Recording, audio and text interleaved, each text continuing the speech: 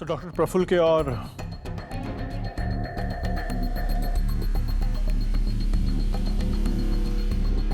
और भी interesting. Sir jeweller का पता लग गया है। हमने पूछताछ की तो उसने बताया कि सीमा कपाड़िया नाम की औरत ने उस अंगूठी को खरीदा था। बुलाओ उसे। इस अंगूठी को पहचानती हैं आप? हाँ हाँ बिल्कुल, मैंने ही तो खरीदी थी ये बहुत टाइम पहले, लेकिन काफ़ी टाइम से ये मुझे मिल नहीं रही। आप लोगों को कहाँ से मिली है? डॉक्टर प्रफुल्ल पारिक को जानती हैं? नहीं तो मैं किसी डॉक्टर प्रफुल्ल को नहीं जानती। लेकिन ये फोटोज तो कुछ और ही बोल रही हैं।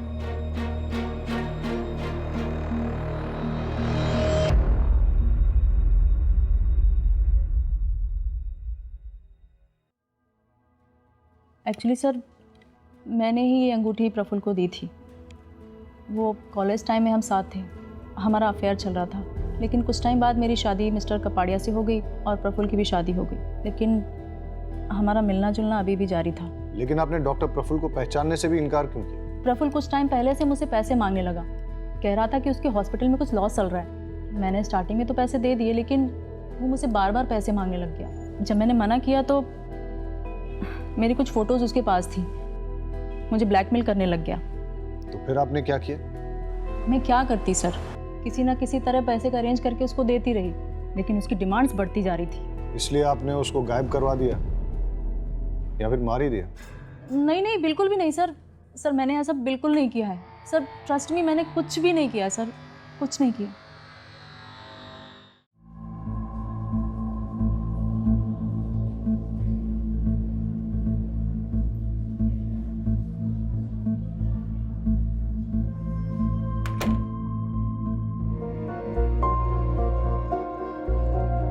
सब तैयारियां हो चुकी हैं, चलो शुरू करते हैं।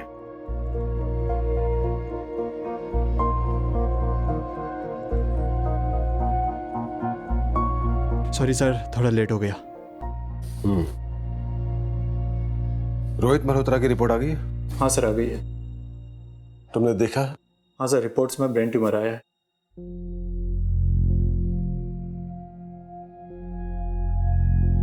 ऑपरेशन लीड करो। लेकिन सर मैं कैसे कर सकता हूँ सर? एमएस किया है ना, तो कहीं तो शुरुआत करनी पड़ेगी।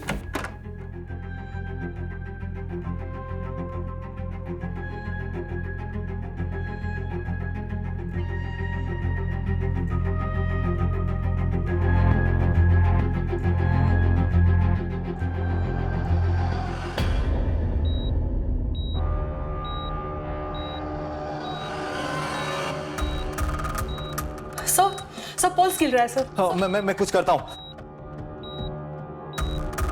सर मैं डॉक्टर प्रफुल्ल को बुलाती हूँ। हाँ जल्दी बुला के ले आओ। Doctor Prafulla, doctor Praful.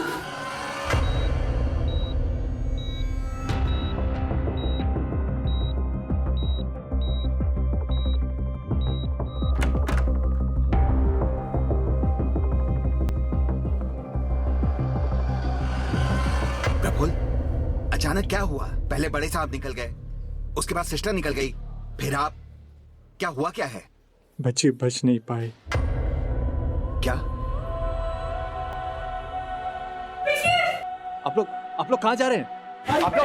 आप लोग वहाँ नहीं जा सकते। आप लोग बाहर जाइए। आप लोग सब बाहर निकलिए। आप यहाँ नहीं रुक सकते। आप लोग सब बाहर निकलिए।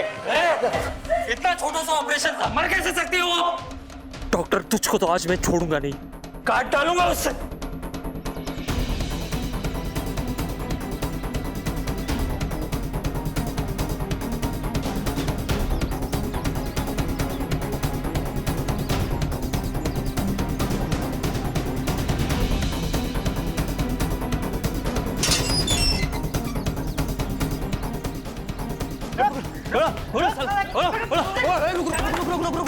अबे पागल है क्या? देख नहीं रहा किसका घर है? अंदर जाएंगे तो फंस जाएंगे। बुड्ढे की पहुंच बहुत ऊपर तक है। तो क्या हुआ? इतना डर क्यों रहे हैं? घुस के खींच लाते ना उसको। देख, तुझे जाना है तो जा, हम लोग रिस्क नहीं लेंगे। अरे यार, हाँ? पैसे कैसे मिलेंगे? चल बाद में आते हैं। अरे रुक विजय, बाहर आ, नहीं तो दरवाजे तोड़ के अंदर आ जाएंगे।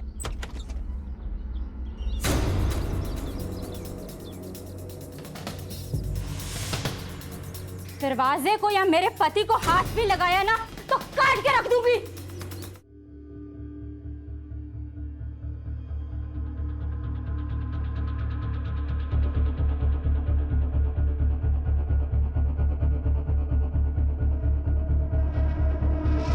क्या हो रहा है यहाँ पर?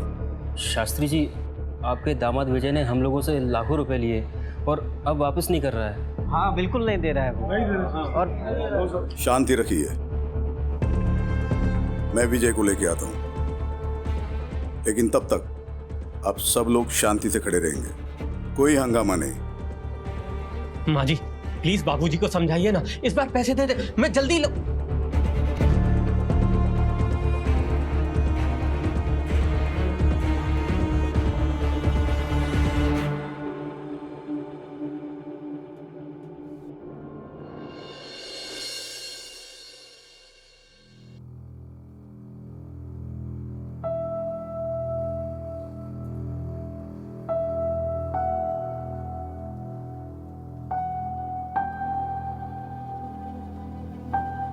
हेलो, केशव शास्त्री बोल रहा हूँ। आप यहाँ हमारे घर आ जाइए तुरंत। बाबूजी, बाबूजी मैं आपका दामाद हूं, आप ऐसा नहीं कर सकते। ये लोग मुझे मार देंगे। आपकी बेटी भी।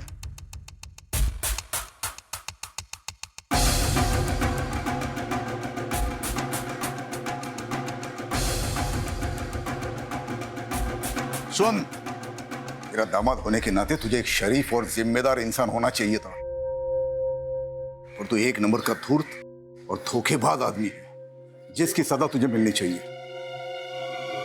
ले जाइए इसे।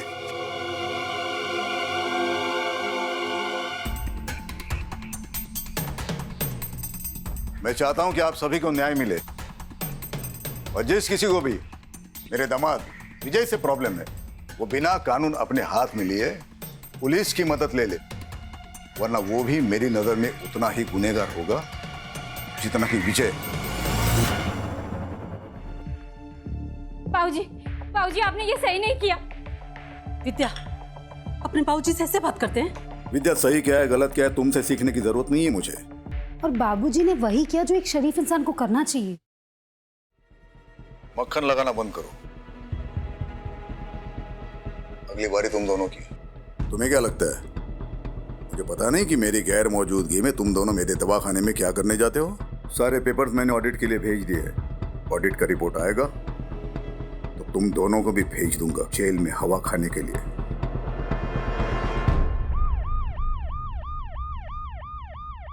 सर मैंने ही आपको कॉल किया था, प्लीज। डॉक्टर सेठ, आपने कहा था कि एक पेशेंट की डेथ हुई है। हाँ सर, पेशेंट की बॉडी तक उठा कर ले गए और रिलेटिव्स के सर पर तो खून सवार था। मैं बहुत डर गया था, इसीलिए फिर आप लोगों को फ़ोन किया। ऑपरेशन आप ही कर रहे थे? नहीं, मतलब लेकिन यहाँ सर्जन तो डॉक्टर प्रफुल्ल है ना? मेन सर्जन तो डॉक्टर प्रफुल्ल ही हैं। 10 साल से मैं यहाँ नर्स का काम कर रही हूँ, लेकिन इससे पहले उन्हें ऑपरेशन छोड़ के इस तरह से जाते हुए कभी नहीं देखा मैंने। तो आज क्या हुआ? रिपोर्ट सुनते ही वो ऑपरेशन डॉक्टर सेठ के हाथ में सौंप कर निकल गए और डॉक्टर सेठ नर्वस हो।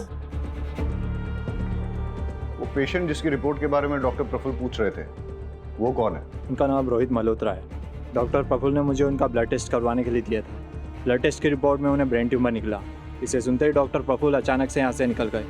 रोहित मल्होत्रा डॉक्टर प्रफुल्ल का कोई खास है? पता नहीं सर। डॉक्टर प्रफुल्ल एक रैंडम आदमी रोहित मल्होत्रा, उसकी रिपोर्ट्स के बारे में जानने के बाद एक 5 साल की बच्ची को चलते हुए ऑपरेशन के बीच छोड़कर चले गए। पता करो ये रोहित मल्होत्रा कौन? रहीमी, डॉक्टर प्रफुल्ल के कॉल डिटेल्स निकालो और लोकेशन ट्रेस करने की कोशिश करो, और ये आदमी जो डॉक्टर प्रफुल्ल के पीछे भागा है, पता करो कौन है। Okay sir. Sir, doctor Praful के लैंडलाइन फ़ोन के लास्ट डायल नंबर के मुताबिक उन्होंने न्यूरोलॉजिस्ट डॉक्टर मीनल शाह से कांटेक्ट किया। जब हमने मीनल शाह से बात करने की कोशिश की, उन्होंने पेशेंट के बीच की कॉन्फिडेंशियलिटी का हवाला देकर हमसे बात करने से मना कर दी। रोहित मल्होत्रा की रिपोर्ट्स मिली? हॉस्पिटल के सारे कंप्यूटर्स चेक करो, पेशेंट रिकॉर्ड्स में कहीं ना कहीं जरूर कुछ मिलेगा। ये आप क्या कह रहे हैं? ऐसा पहले कभी नहीं हुआ। ऑपरेशन छोड़ के बीच में वो कभी नहीं गए? वो कल रात से गायब है। आपने उन्हें एक भी बार कॉल नहीं किया या उन्होंने भी आपको कांटेक्ट नहीं किया? क्योंकि ये नॉर्मल है सर। पिछले 2-3 महीने से वो काफी बिजी चल रहे थे और कई बार तो 2-3 दिन तक वो घर भी नहीं आते थे। हमारी तो फोन पर भी बात नहीं होती थी। डॉक्टर प्रफुल्ल किसी प्रॉब्लम में थे? कोई टेंशन, कोई स्ट्रेस? नहीं सर, ऐसी तो कोई बात नहीं थी। अच्छा, आप उनके किसी पेशेंट रोहित मल्होत्रा के बारे में कुछ जानती हैं? रोहित? नहीं सर। Hello sir.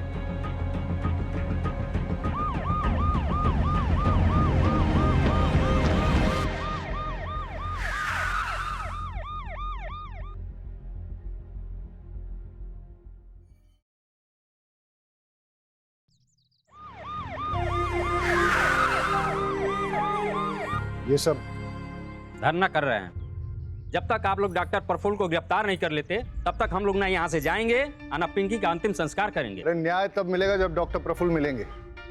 अभी तो उनका पता ही नहीं है। पुलिस ढूंढ रही है उन्हें। वो जैसे ही हमें मिल जाते हैं हम उनके खिलाफ मेडिकल नेग्लिजेंस का केस चलाएंगे। लेकिन गलती पिंकी के मामा मंगू की भी है। हॉस्पिटल में तोड़फोड़ करने का इल्जाम है उस पर, और अगर गलती से उसने डॉक्टर प्रफुल्ल के साथ कुछ उल्टा सीधा किया ना तो बहुत बुरा फंसेगा। इसलिए आप हमें बता दीजिए कि मंगू कहाँ है? मुझे नहीं पता। देखिए, आप मेरी बात सुनिए और समझने की कोशिश कीजिए। आप पिंकी की बॉडी पुलिस को सौंप दीजिए। हम उसकी बॉडी का पोस्टमार्टम करवाएंगे जिससे कि डॉक्टर प्रफुल्ल के खिलाफ केस और स्ट्रांग हो जाए। पिंकी को न्याय ऐसे मिलेगा, इस तरह धरना देने से नहीं।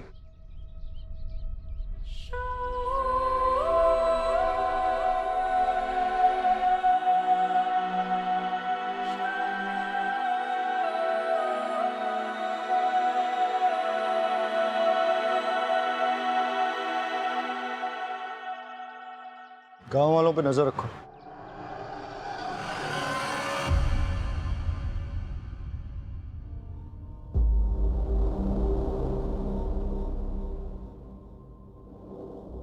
परेश। जी शास्त्री जी। मैं घर जा रहा हूँ, तू भी सब निपट के जल्दी घर जाना। कल सुबह की ट्रेन है, मेरी याद है ना?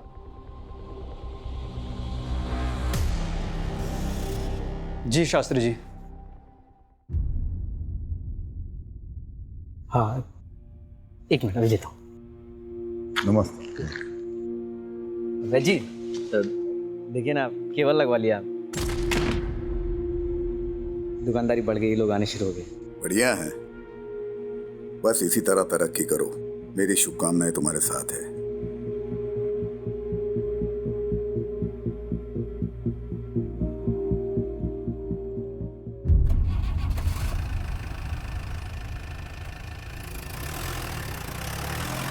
अरे चमन, शास्त्री जी को मक्खन लगानी बहुत आदत है तुझे?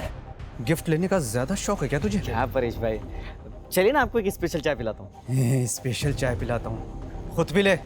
क्या परेश भाई आप भी। कुछ बोलोगे तुम? मुझे बहुत डर लग रहा है। तू टेंशन मत ले, सब संभाल लिया मैंने। कल अपनी जिंदगी बदलने वाली है। सच्ची?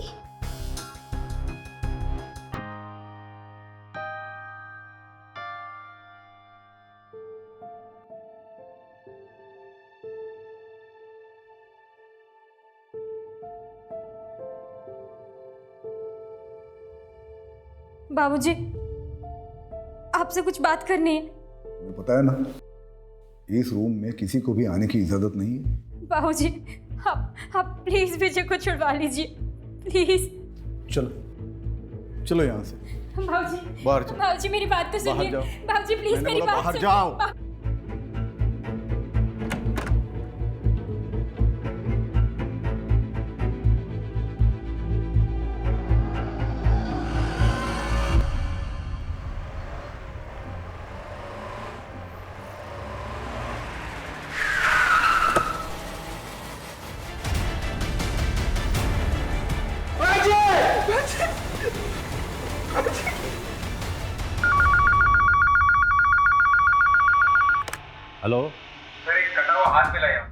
क्या? कहाँ?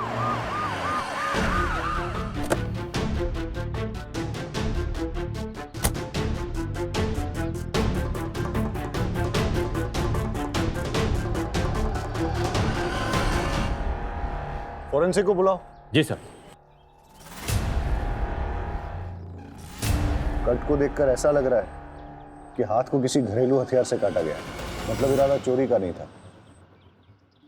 ये सब नाखून उखाड़े गए, मतलब टॉर्चर।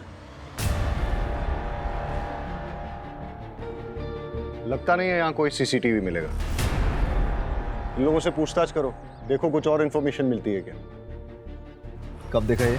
बहुत सारे चील कौवे उड़ रहे थे और आके देखा तो हमने पुलिस को फ़ोन लगाया। तुम लोगों ने कुछ ऐसा देखा जो बहुत अजीब हो? नहीं सर। किसी को आते जाते कुछ फेंकते हुए? नहीं सर। आसपास के सारे पुलिस स्टेशंस और हॉस्पिटल्स में पता करो कि किसी की कोई मिसिंग रिपोर्ट है क्या, या किसी ऐसे आदमी की इंफॉर्मेशन जिसका हाथ कटा हो या फिर हाथ इंजर्ड।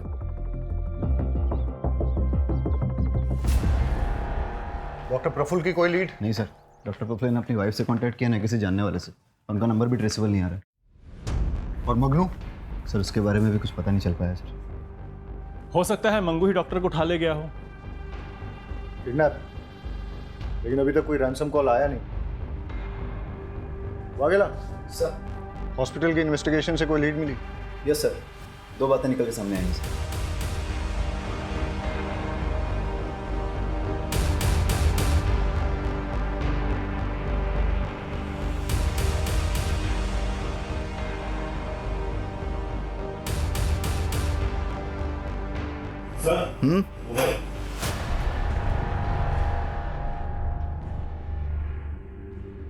डेटा निकाला इसका?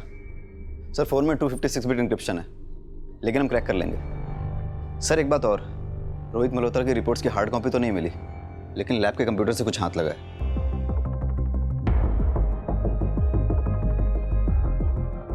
इसकी मुझे हार्ड कॉपी मिल सकती है? जी सर। सर रोहित मल्होत्रा के ब्लड टेस्ट की पेमेंट खुद डॉक्टर प्रफुल्ल ने की थी, वो भी अपने डेबिट कार्ड से। और सर रिपोर्ट्स में रोहित मल्होत्रा की पर्सनल डिटेल्स, उसका एड्रेस, उसका फ़ोन नंबर सारे फेक हैं। पेशेंट का नाम छुपाने के लिए इतनी मेहनत? सर हो सकता है रोहित डॉक्टर प्रफुल्ल का कोई करीबी हो, इसलिए उसकी रिपोर्ट के बारे में सुन के वो घबरा गया था।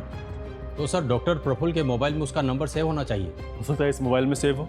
लेकिन डॉक्टर प्रफुल्ल ने अभी तक अपनी वाइफ, दोस्तों या रिश्तेदारों को कांटेक्ट नहीं किया है, और उसकी वाइफ कह रही थी कि इससे पहले वो कभी भी ओटी से ऑपरेशन छोड़ के गए नहीं हैं। Very interesting. रोहित मल्होत्रा की एज 46 साल, डॉक्टर प्रफुल्ल की एज भी 46 साल, दोनों का ब्लड ग्रुप AB नेगेटिव, और ये डॉक्टर प्रफुल्ल के मोबाइल के लास्ट 3 डिजिट्स 436, रोहित मल्होत्रा के मोबाइल के आखिरी 3 डिजिट 643। इतना बड़ा कोइंसिडेंस नहीं हो सकता। डॉक्टर प्रफुल्ल और रोहित मल्होत्रा का DNA मैच करके देखो, अगर मैच नहीं होता है तो फिर रोहित मल्होत्रा को ढूंढना पड़ेगा। मैच हुआ तो डॉक्टर प्रफुल्ल ही रोहित मल्होत्रा है, और उसे ब्रेन ट्यूमर है।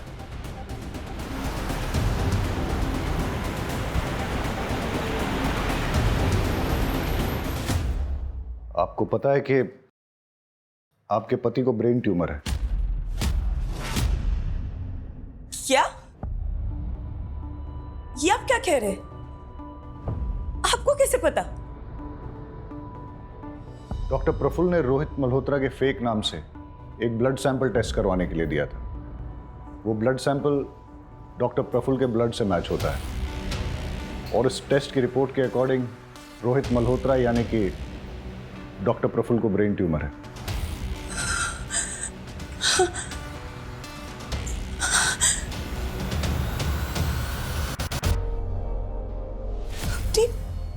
बीमारी तक मुझसे छुपाने लगे।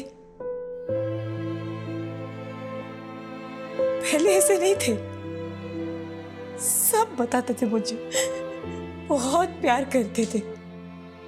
पता नहीं क्या हो गया,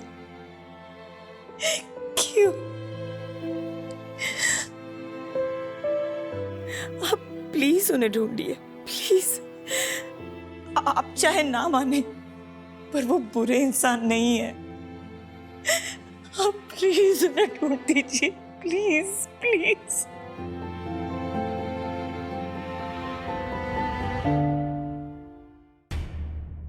सर, कटे हुए हाथ के फिंगरप्रिंट्स पुलिस डेटाबेस से मैच किए जा रहे हैं। हो सकता है हमारे रिकॉर्ड में से किसी के साथ इसका मैच हो जाए। और सर, फॉरेंसिक की रिपोर्ट के मुताबिक हाथ कटने वाले आदमी की उम्र लगभग 60 साल की थी, और जब उसका हाथ काटा गया तो वो जिंदा था। सर, डिस्ट्रिक्ट पुलिस स्टेशन और हॉस्पिटल से भी किसी 60 साल के आदमी के गायब होने या हाथ कटे हुए इंजर्ड आदमी के बारे में नहीं पता चला है। लेकिन कटे हुए हाथ पे जो अंगूठी मिली है उस पर एक ज्वेलर का मार्क है। हम पता लगाने की कोशिश कर रहे हैं कि वो कौन सा ज्वेलर का है।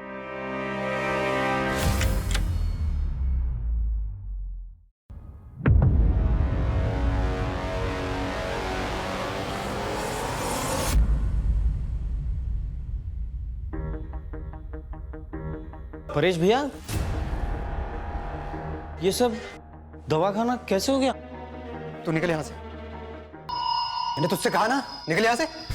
चल निकल यहां से।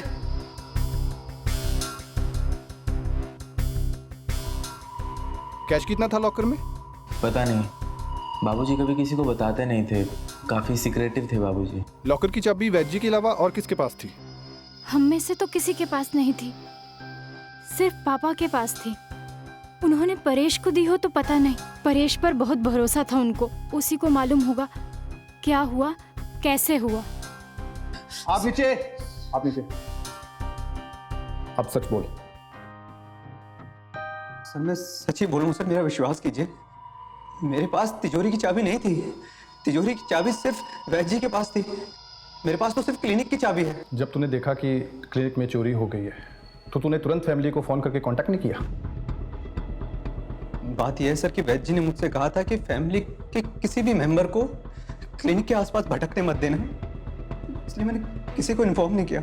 ठीक है, हम वैद्य जी को कॉल करके पूछ लेते हैं कि तू सच बोल रहा है कि झूठ। चल वैद्य जी का नंबर बोल बोल बोल। वो तो नहीं मिलेंगे सर। क्यों?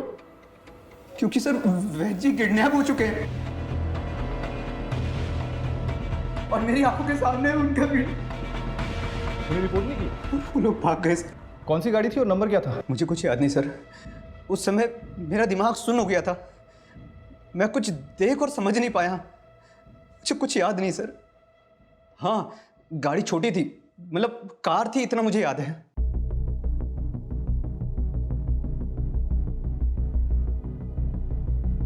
शास्त्री जी का है? कॉन्फ्रेंस के लिए गए हैं इगतपुरी। अच्छा, अगर मैं कहूं कि वो वहां पे पहुंचे ही नहीं है। 2 दिन हो गए आपके पापा को घर से गए हुए, लेकिन आपने एक बार भी उनको कांटेक्ट करने की कोशिश नहीं की। आपको ये भी मालूम नहीं है कि वो वहां पहुंचे भी हैं कि पहुंचे ही नहीं है। कैसी फैमिली है आपकी? फिंगरप्रिंट्स हमारे डेटाबेस में किसी के साथ मैच हुए? नहीं सर, उस आदमी का कोई क्रिमिनल रिकॉर्ड नहीं है। Yes doctor. देखिए, हाथ जब हमने बरामद किया तब उसे कटे हुए 48 घंटे हो चुके थे। पहले सारी उंगलियों के नाखून उखाड़े गए, मतलब टॉर्चर। फिर हाथ काटा गया। हाथ काटते वक्त विक्टिम जिंदा था, लेकिन इस तरह हाथ काटने के बाद अगर ब्लीडिंग को ना रोका जाए तो अब तक शायद विक्टिम जिंदा ना बचा हो। गमछे में जो खून मिला है वो कटे हुए हाथ का ही है, लेकिन उस गमछे में जो एक बाल मिला है वो किसी और का, क्योंकि बाल का डीएनए खून से मैच नहीं हो रहा। और वो अंगूठी? उंगली में अंगूठी का कोई ऐसा निशान नहीं है जैसा कि अंगूठी पहनने वाले की उंगलियों में होता है, जिसका मतलब है कि हाथ कटने के बाद अंगूठी पहनाई गई हो। क्यों कोई किसी का हाथ काटकर उसमें अंगूठी पहनाकर फिर हाथ को फेंक देगा? क्या वजह हो सकती है? हो सकता है हमें कोई क्लू देने की कोशिश कर रहा हो, या क्रिमिनल हमें मिसलीड कर रहा है। यानी कि क्रिमिनल या तो निहायती बेवकूफ़ है या फिर बहुत ही डेयरिंग, जो हमें चैलेंज करने की कोशिश कर रहा है। लेकिन सर, पुलिस को कोई चैलेंज क्यों करेगा? होते हैं कुछ साइको ऐसे।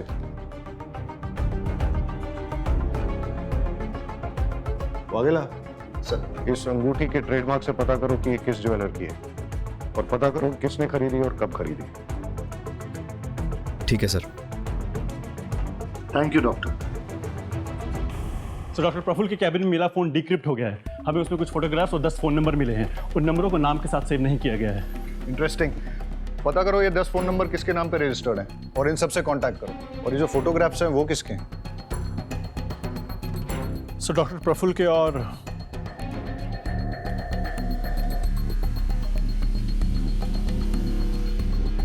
और भी इंटरेस्टिंग। सर ज्वेलर का पता लग गया है। हमने पूछताछ की तो उसने बताया कि सीमा कपाड़िया नाम की औरत ने उस अंगूठी को खरीदा था। बुलाओ उसे। इस अंगूठी को पहचानती हैं आप? हाँ हाँ बिल्कुल, मैंने ही तो खरीदी थी ये बहुत टाइम पहले, लेकिन काफ़ी टाइम से ये मुझे मिल नहीं रही। आप लोगों को कहाँ से मिली है? डॉक्टर प्रफुल्ल पारिक को जानती हैं? नहीं तो मैं किसी डॉक्टर प्रफुल्ल को नहीं जानती। लेकिन ये फोटोज तो कुछ और ही बोल रही हैं।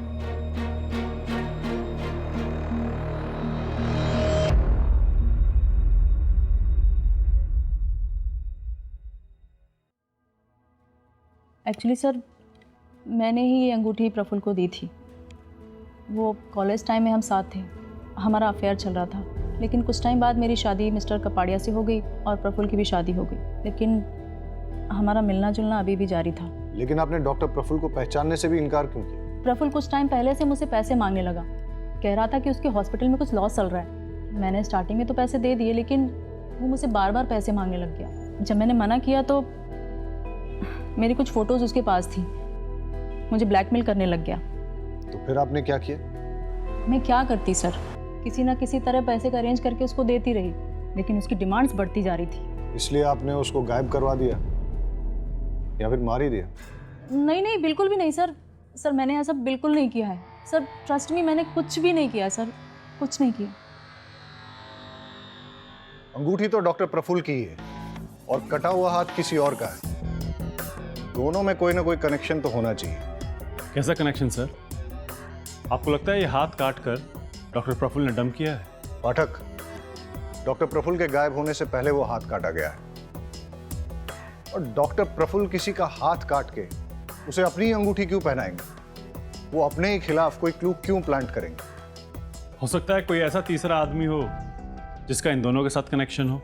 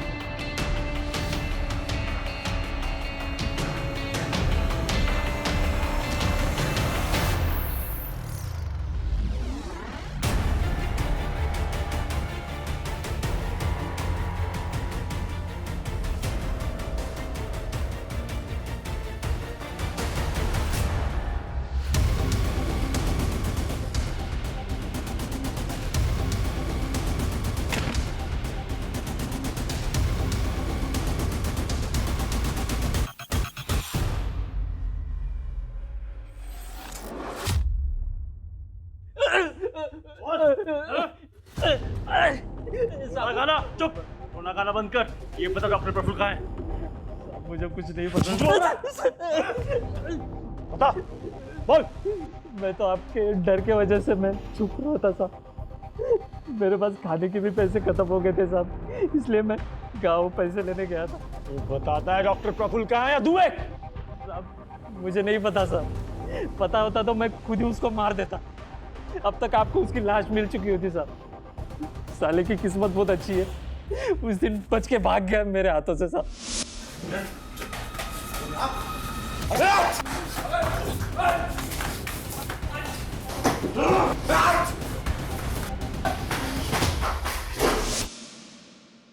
झूठ बोल रहा है तू, क्योंकि जितनी चोट डॉक्टर प्रफुल्ल को लगी थी उस हिसाब से वो ज्यादा दूर तक भाग नहीं सकते थे। पक्का तेरे ही हाथ लगे होंगे। मैंने ढूंढा था साहब, पर मिला नहीं मुझे वो। और आप मुझसे सवाल पूछ रहे? अरे उससे जाके पूछिए ना, जिसके वजह से मेरी 5 साल की भांजी मर गई सब।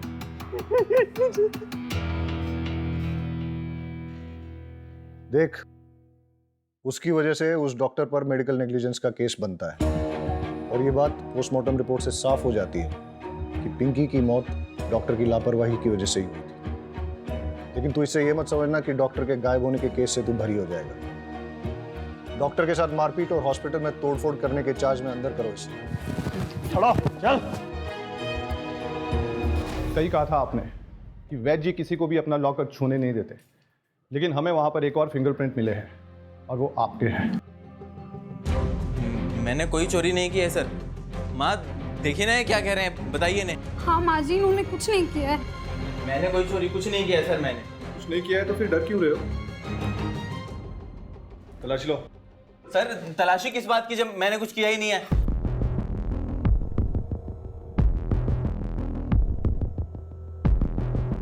सर आपको जरूर कोई गलतफहमी हुई है, आप मेरी बात समझने की कोशिश कीजिए। मैं आपको ये देखिए इसकी अलमारी से क्या मिला है।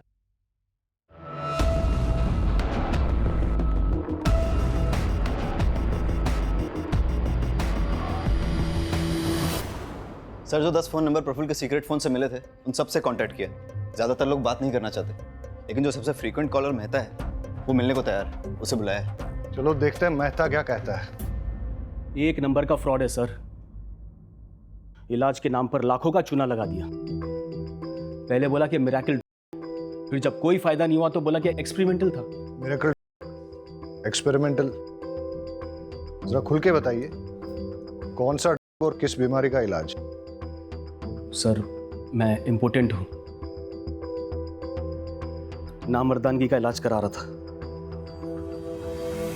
सर मेहता और बाकी 9 लोग जिनके नंबर उस फोन में से मिले थे उनका कच्चा चिट्ठा निकालते हैं। हो सकता है इनमें से किसी ने डॉक्टर प्रफुल्ल से बदला लेना चाहा हो सकता है कि तुम्हारी थ्योरी सही हो,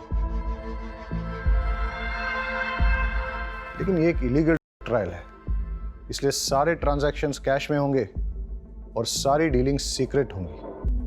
सर मिरेकल की बात प्रफुल्ल और इन 10 लोगों के अलावा भी तो किसी को पता हो सकती है। हाँ पर किसको?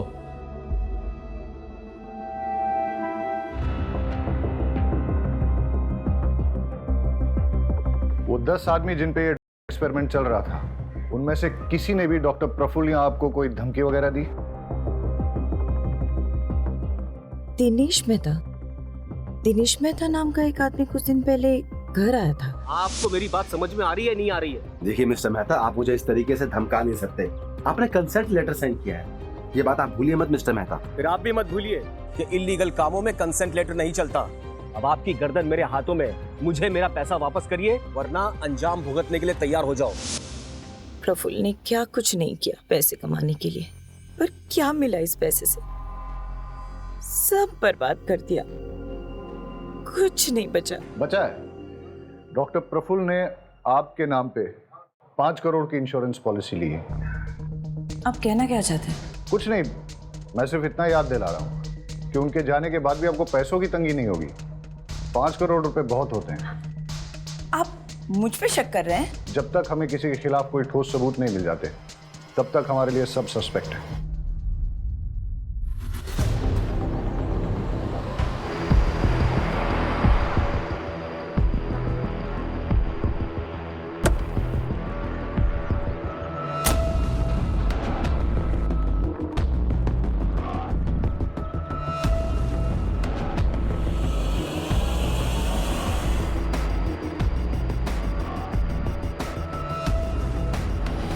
सर मुझे तो एक कटे हुए हाथ वाले केस का पार्ट लग रहा है।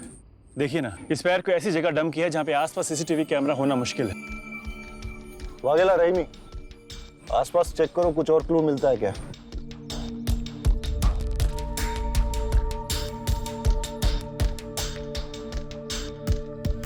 सेम मॉडस ऑपरेंडी, पैर को काटने से पहले टॉर्चर किया गया है, लेकिन इस बार डिफरेंस सिर्फ इतना है कि पैर को किसी प्रोफेशनल तरीके से काटा गया है, जैसे कि किसी सर्जिकल इंस्ट्रूमेंट से। और अब की बार गमछे में नहीं, किसी और ही कपड़े में लपेट के डंप किया है। हो सकता है कि हम सही हो। ये कटा हुआ पैर और वो कटा हुआ हाथ एक ही बॉडी का हो। डीएनए मैच करा के देखते हैं और देखते हैं कि फॉरेंसिक की इन्वेस्टिगेशन से क्या मिलता है।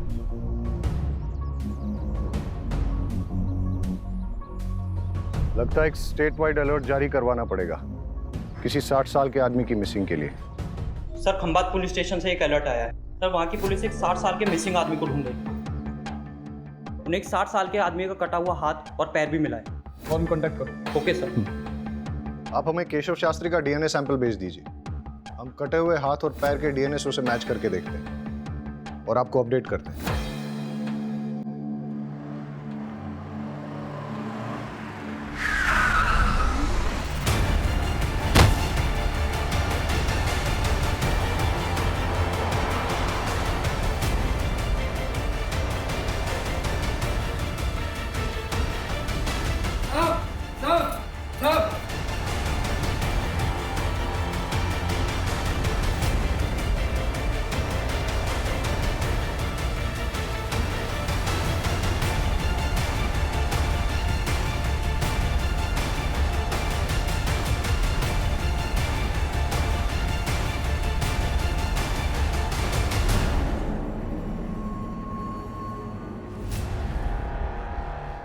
आपने जो डीएनए सैंपल भिजवाया था वो मैच कर गया। इस बार भी पैर काटते वक्त वो आदमी जिंदा था।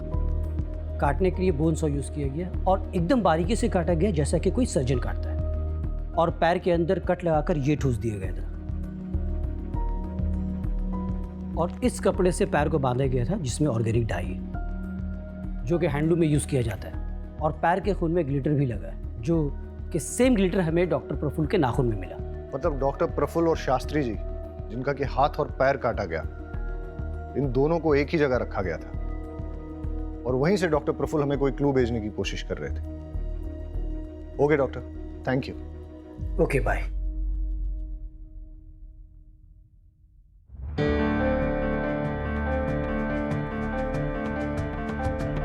ये बीड्स, हैंडलूम और इस कपड़े में जो ऑर्गेनिक डाई लगी है, ऐसा काम तो आसपास के एरिया में एक ही गांव में होता है। मतलब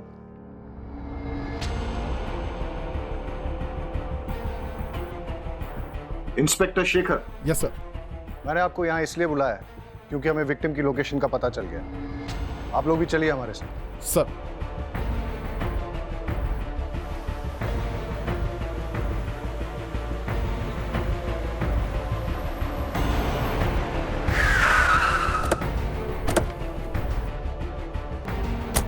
ए, उठ, बता नहीं तो दूसरी टांग भी काट दूंगा। बता।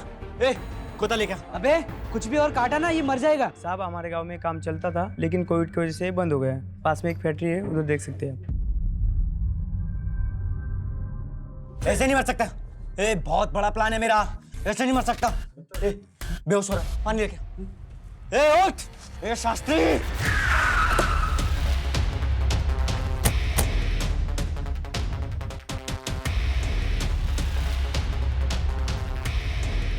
शास्त्री भाई ये मर जाएगा, अबे छोड़। चल हम निकलते हैं। नहीं हा? नहीं नहीं छोड़ उसको।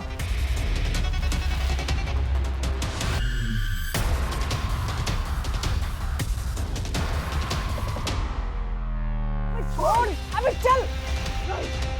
चल नहीं।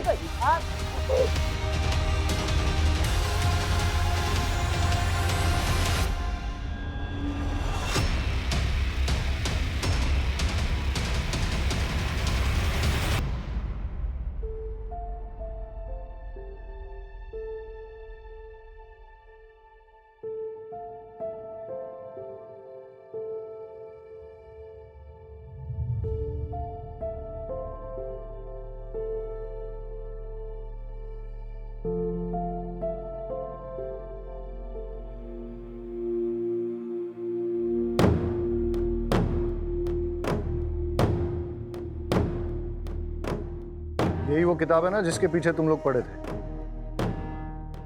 इस किताब में आयुर्वेदिक सीक्रेट्स हैं जिससे कि शास्त्री जी इलाज किया करते थे। तुम लोगों को क्या लगा तुम इस किताब को हासिल करके शास्त्री जी जैसे अमीर बन जाओगे? सब प्लान छोटा नहीं था। एक बुक को पढ़कर हम लोगों को दवाइयाँ बनानी थी, फिर उसे बड़े बड़े कंपनीज में बेचना था। प्लान मस्त था, लेकिन साहब गुस्से में आकर सब गड़बड़ कर दिया चमन भाई ने। अबे ये क्या किया तूने? पागल हो गया क्या तू? कुछ पता ही नहीं रहा है। अबे ये डॉक्टर बुलाना पड़ेगा, नहीं तो ये मर जाएगा। चल पास के हॉस्पिटल से डॉक्टर बुला के लाते हैं। डॉक्टर तुझको तो आज मैं छोड़ूंगा नहीं।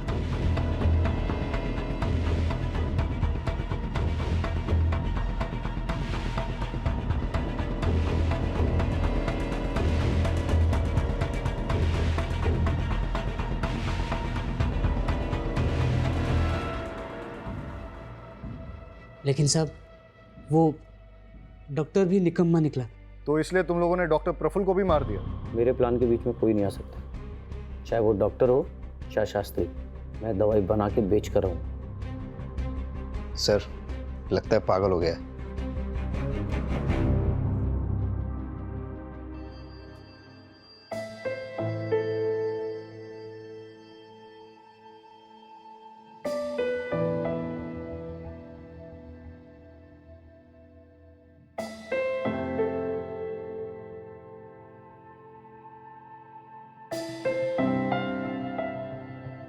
चमन पहले से ही साइको था, लेकिन किसी को इसके बारे में पता नहीं था क्योंकि सबके सामने वो हंसमुख बना रहता था। चमन ने सोचा कि अगर वो किसी तरह से शास्त्री जी की किताब को हासिल कर लेता है तो वो शास्त्री जी की तरह ही संपन्न बन जाएगा। लेकिन उसे यह नहीं पता था कि विद्या को चोरी या जबरदस्ती से हासिल नहीं किया जा सकता। विद्या के लिए गुरु बहुत जरूरी होता है। अगर किसी तरह से चमन को ये किताब मिल भी जाती, लेकिन बिना गुरु के वो उसका कोई फायदा नहीं उठा पाता। लालच से अकल पर पर्दा पड़ जाता है और यही चमन के साथ भी हुआ। इसीलिए अब चमन पर आईपीसी की धारा 326 voluntarily causing grievous hurt through dangerous weapon, धारा 368 किडनैपिंग, धारा 343 रॉन्गफुल कन्फाइनमेंट, धारा 330 और 348 टॉर्चर, धारा 302 मर्डर, इसके तहत चार्जेस लगाए जाएंगे।